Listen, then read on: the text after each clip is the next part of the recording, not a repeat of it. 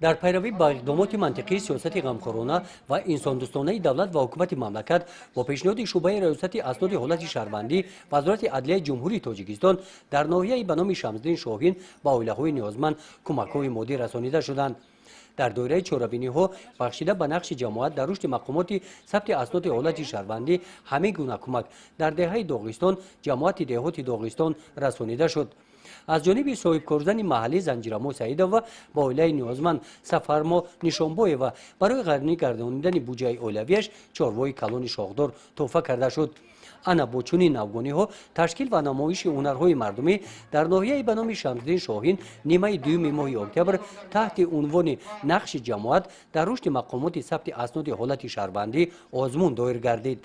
سازگزار صلح و وحدت ملی پیشوای ملت پرزیدنت مملکتمان محترم امامعلی رحمان در پیام نوبتیشان به مجلس عالی کشورمان سال 2019 و سال 2021 را در زمینه ارزش‌گذاری و گرامی داشتن سال رشد دهات سیاحت و هنرهای مردمی اعلان نمود. در زمینه این ریاست اسناد حالت شهروندی وزارت عدلیه جمهوری ترکستان در ولایت ختلان تصمیم گرفتند که در تمام ناحیه‌های ولایت آزمون جمهوری را تحت عنوان نقش جماعت در رشد مقامات ثبت اسناد حالت شهروندی را دایر کرده ایستاده است. امروز این طبق نقشه این چاره‌بینی در ناحیه شمس‌الدین شاهین صورت گرفته ایستاده است. مقصد از برگزاری این چاره‌بینی پایداری عائله‌های جوان، جلب صاحبکاران، عاید دستگیری عائله‌های نیازمند، بهتر نمودن سطح کارگزاری در جماعت‌های دهات با همین مقصد گذشته ایستاده است. ما تصمیم گرفتیم که تجربه عائله‌های نمونه‌ای را در این آزمون به جوانان که یکی از پدیده‌های نامطلوب بیکار کردن عقد نکاح در تمامی نه تنها ناحیه بلکه ولایت و جمهوری پخش کرده است، تجربه عائله‌های جوان را پخش نماییم تا اینکه این تجربه درس عبرت گشته جوانان برای پایداری عائله سهم ارزنده گذارند.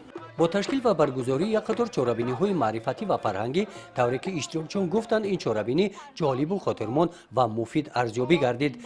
در همایش با اشتراک کارمندان مقامات‌های شعبه ریاست اسناد حالت شهروندی کاتبان جماعت‌های دهات ذکر گردید که در نتیجه بردن کارهای ترغیباتی عاید موضوعهای معرفت عائله‌داری، بلند برداشتن مسئولیت پدر و مادران در تعلیم و تربیت فرزند، آماده کردن فرزندان به حیات مستقلانه و پایداری عائله، سطح جداشوی عائله‌ها در ناحیه نظر به سال‌های گذشته خیلی پس رفته است.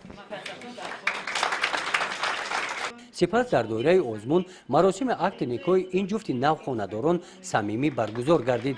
با دعای پیران روزگار دیده شهادتنامه عقد نکاح با آنها در چنین وضعیت ادانه سپرده شدنش در حیات عائله‌داری آنها نقش مناسب خواهد گذاشت.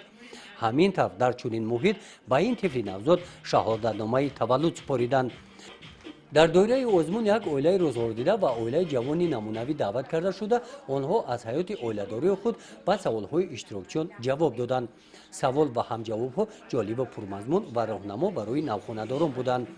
در جنبست آزمون از نام شعبه ریاست اسناد حالت شهروندی در ولایت ختلان و کارمندان فعال جماعت‌های دهات که در این سمت فعالیت می‌برند افتخارنامه‌ها تقدیم کرده شدند. گزارش خواجه نظریف خدای نظر ظهروف از ناحیه به نام شمس‌الدین شاهین برای برنامه اطلاعاتی نوید.